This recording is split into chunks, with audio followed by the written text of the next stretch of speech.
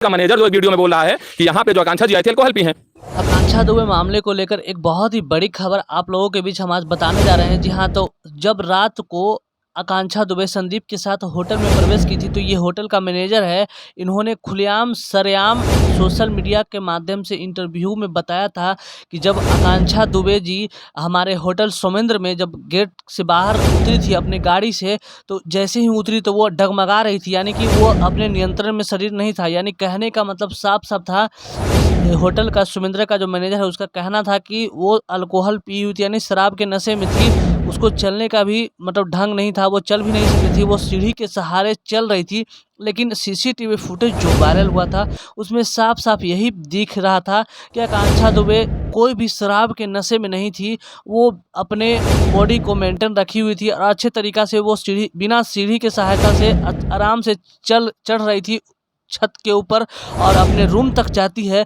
तो सबसे बड़ा सवाल ये पैदा होता है कि अभी तक वाराणसी पुलिस जो सारनाथ थाने में केस दर्ज है आकांक्षा दुबे मामले में, उसके आरोपी समर सिंह तो कहा जा रहा था, समर सिंह को तो पकड़ लिया, लेकिन समर सिंह के पकड़ने से अभी तक कोई भी सुराग सामने निकल कर नहीं आ रहा है कि आकांक्षा का असली कातिल कौन है। इसी बीच अब आकांक्षा के परिवार ने एक बहुत ही बड़ा आरोप लगाया है होटल के मैनेजर के ऊपर। और सबसे बड़ा बात उन्होंने बोला कि होटल के मैनेजर को सबसे पहले पुलिस को गिरफ्तार करना चाहिए था। होटल के मैनेजर ही असली, अगर कोई मास्टरमाइंड है आकांक्षा दुबे केस में तो वही राज खोलेगा। उसके बाद अब दूसरा मैटर पाते हैं, संदीप सिंह। वो संदीप सिंह जिसका सीसीटीवी फुटेज जब जाता है आकांक्षा दुबे को रूम में लेकर के, और रूम में जैसे एंट्री करता है तो उस समय तक सीसीटीवी फुटेज था और रूम में 17 मिनट तक आकांक्षा दुबे के साथ संदीप सिंह रहता है और उसी 17 मिनट निकलने के बाद उसका सीसीटीवी फुटेज नहीं मिलता है। तो सबसे बड़ा राज यहाँ भी छुपा हुआ है। इतना गहरा सबूत मिलने के बाद भी सारनाथ पुलिस अभी तक आरोपी को पकड़ने में इतना टाइम क्यों लगा रही है? तो आकांक्षा दुबे के मां ने सीधा सीधा आरोप लगा दिया है सारनाथ थाने के ऊपर। बोला कि सारनाथ थाने के ऊपर मुझे एक कौड़ी भी भरोसा नहीं, एक पैसा भी भरोसा नहीं है, क्योंकि सारनाथ पुलिस है जो मेरे साथ शुरू से ही एक गलत व्यवहार करते आई है।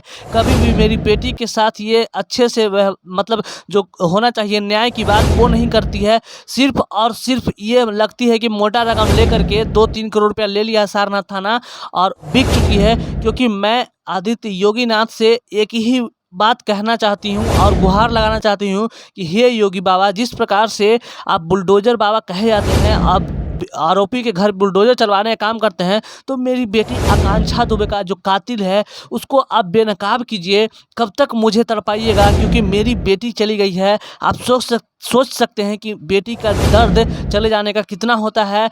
एक माँ ही समझ सकती है इस दर्द को। ये बात आकांक्षा दुबे की माँ ने सीधे सीधे आरोप लगाया है सारनाथ थाने के ऊपर कि सारनाथ पुलिस है वो बिक चुकी है। सारनाथ पुलिस के ऊपर मुझे एक पैसा भी भरोसा नहीं रहा और मैं चाहती हूँ, योगी जी से निवेदन करना चाहती हूँ कि आकांक्षा दुबे जो केस है उसको सीबीआई के हवाले कर दिया जाए। तो मुझे आशा ही नहीं पूर्ण भरोसा है कि सीबीआई दूध का दूध और पानी का पानी कर देगी और मेरी बेटी के जो कातिल है उसको खींच करके निकाल लाएगी।